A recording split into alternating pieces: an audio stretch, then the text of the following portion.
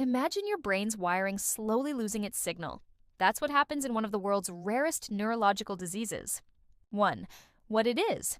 Canavan disease is a rare inherited neurological disorder that affects how the brain's white matter develops.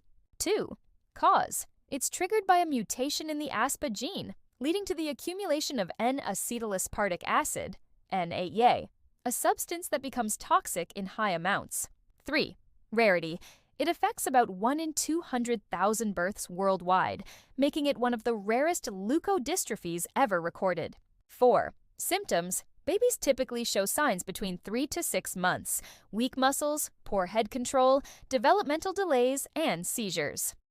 5. Who's at risk? It's more common among people of Ashkenazi Jewish descent, though cases have been reported globally. 6. Diagnosis. Doctors confirm it through MRI scans, urine NAA testing, and genetic analysis. 7. Hope for the future. Experimental gene therapies are showing promise, aiming to restore normal ASPA enzyme activity and slow brain damage. Rare doesn't mean hopeless. The more people know about disorders like Canavan disease, the closer science gets to a cure. Subscribe for more rare and fascinating health discoveries.